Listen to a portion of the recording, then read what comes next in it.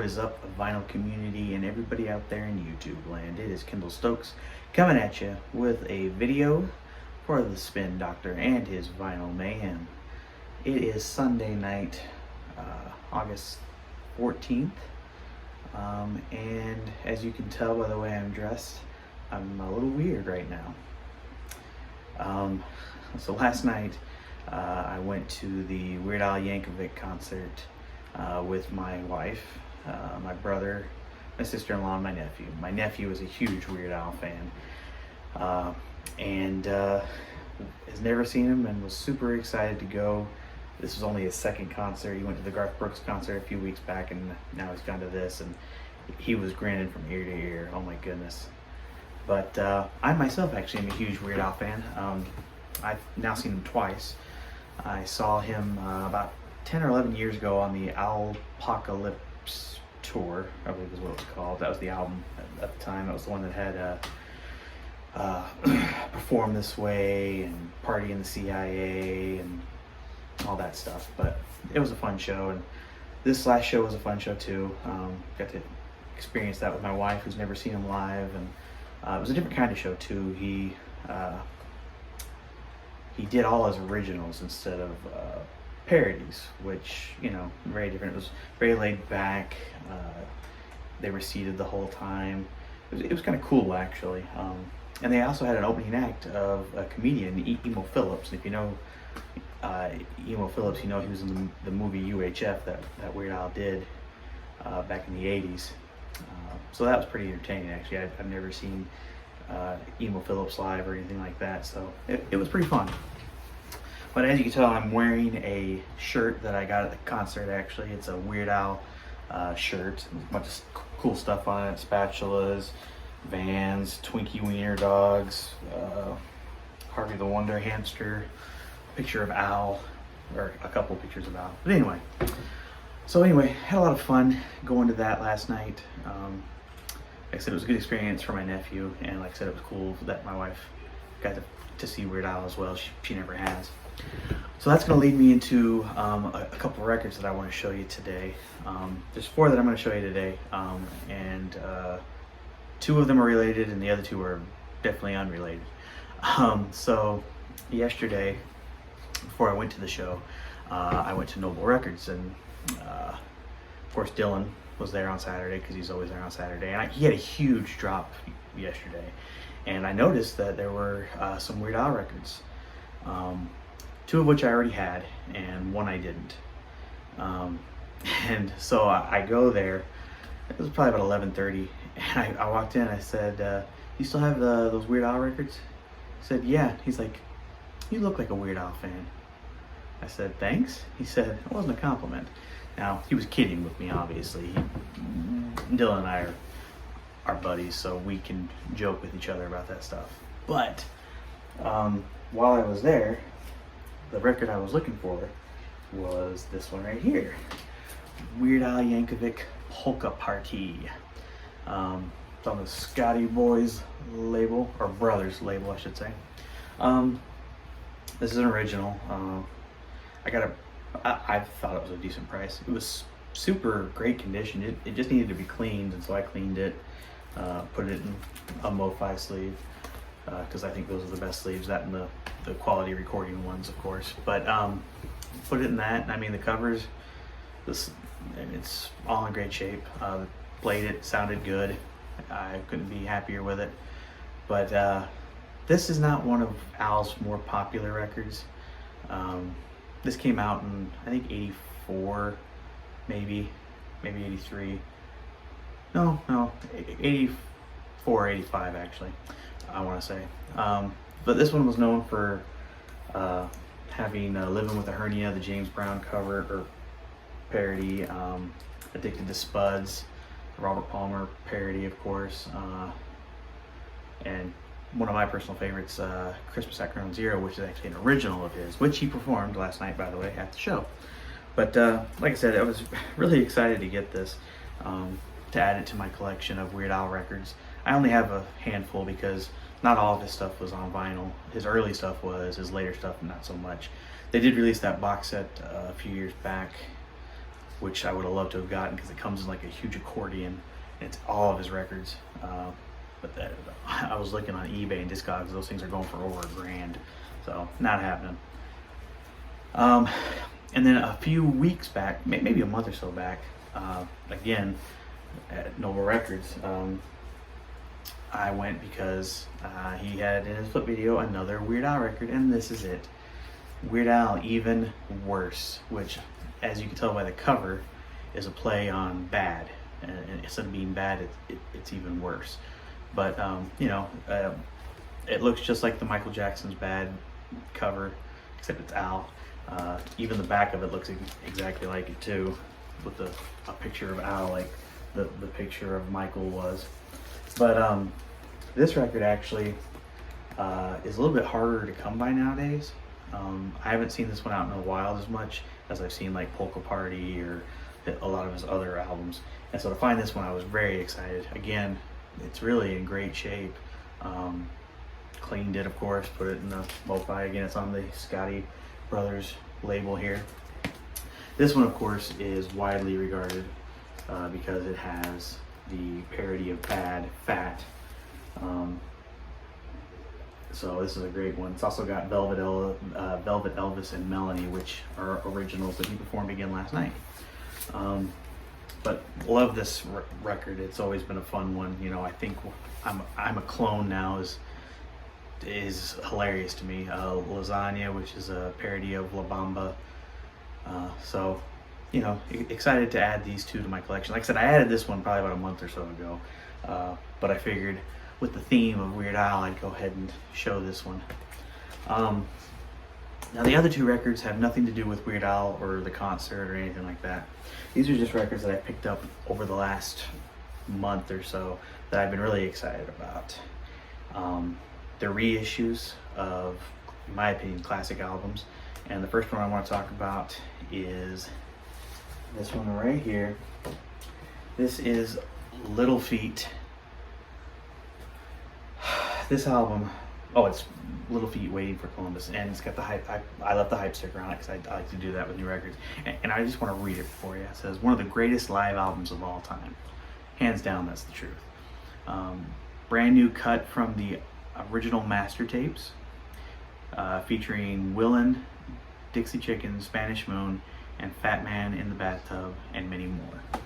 So I've done a little bit of research. I've seen a couple of videos on this record, this reissue, because it's on the Warner Brothers label.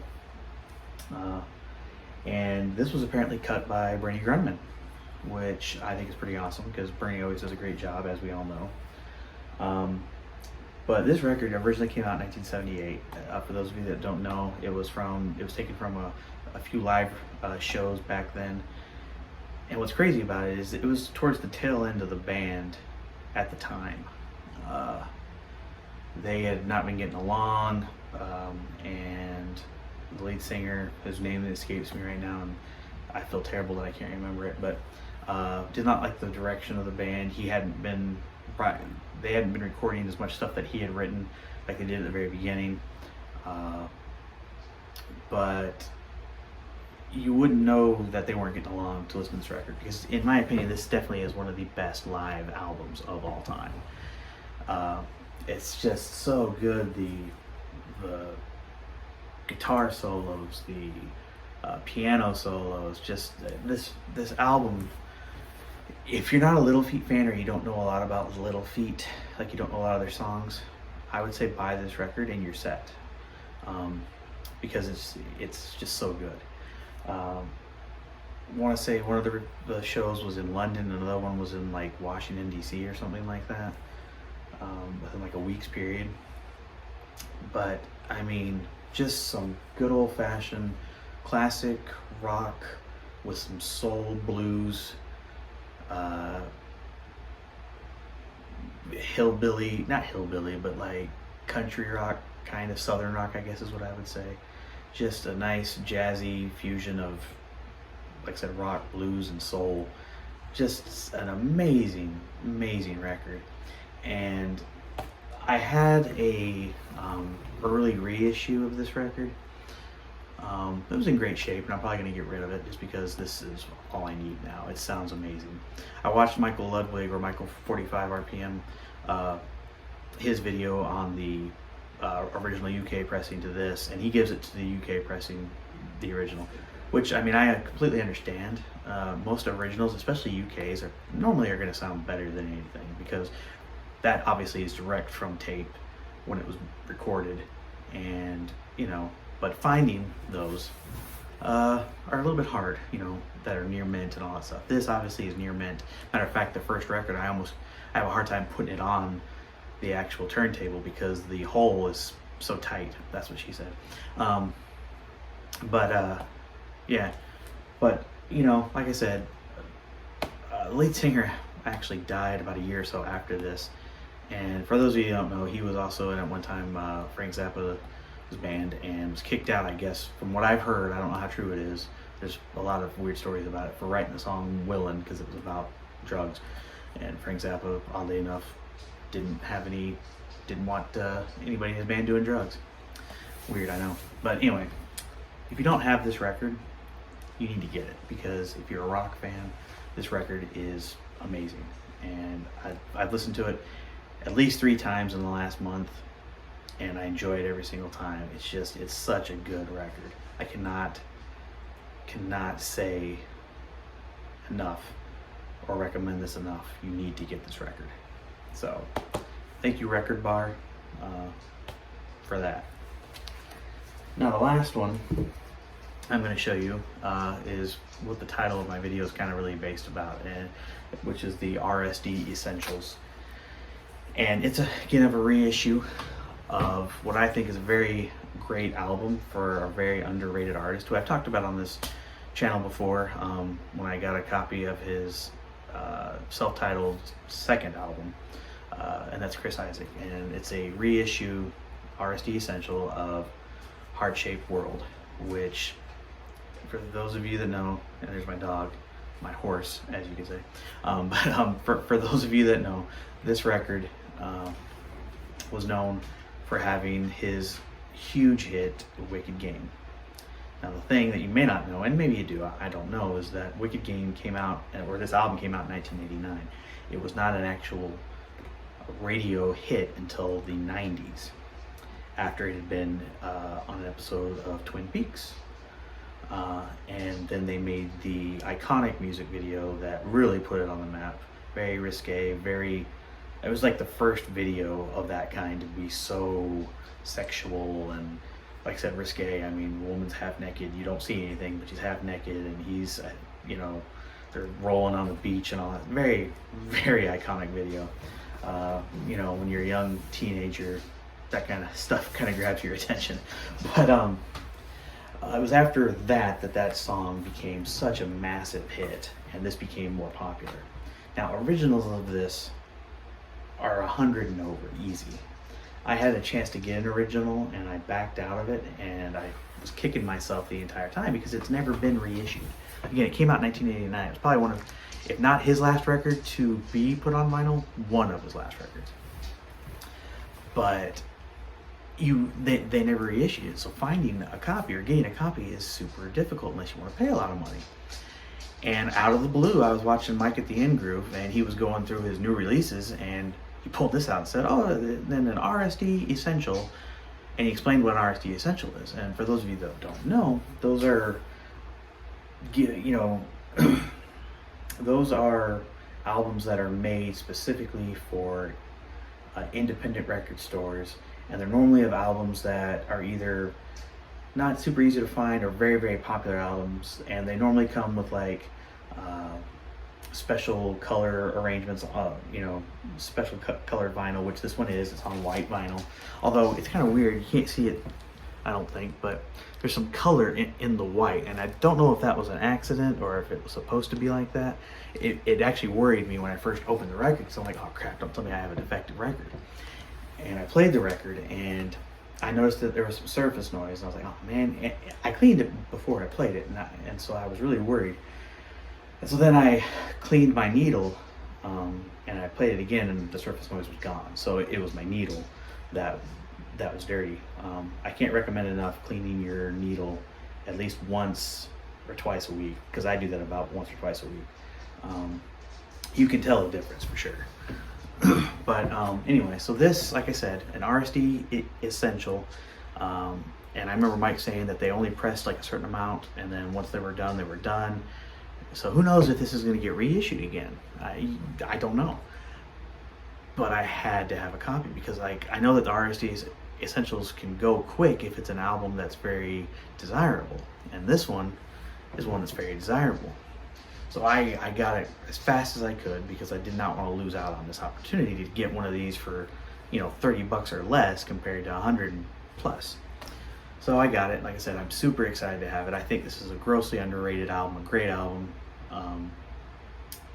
Like I said, I'm a huge Chris Isaak fan. I think he's very underrated. I like his style, very rockabilly, 50s and 60s style, you know. You could tell who his influences are. And he's got a great voice, I think. But this is just a great record. Wicked Game is just a great song on this record. There are other good songs on this record as well. So I would say if you can still get a copy of this, get it, because you will not be disappointed with the sound of it either. I don't know anything about the mastering or the source, you know. I would say, you know, odds are it's probably digital, just because, let's face it, most stuff's digital now anyway. But it sounds really good. I've heard an original, but it wasn't like a mint original. It was just a good copy of original. And I mean, this sounds every bit as good, if not better. So, but super excited to have it. It is, however, on the Sun label, not the reprise label that the original was on, which I thought was kind of weird. But like I said, I mean, it sounds great. His Record Store Day release last year was on the Sun label as well. I do also know that his next album after this, San Francisco Nights, is also being done as an RSD essential in October. So I will definitely jump on that one as well. You know, if you don't know what RSD essentials really are, or you want to see what's coming out on RSD essentials, you can actually look it up online and see. There is some good stuff that's coming out. Like I said, some stuff that I'm probably going to end up getting because you either don't see it, or it's a special edition of a great record that you need to have, in my opinion.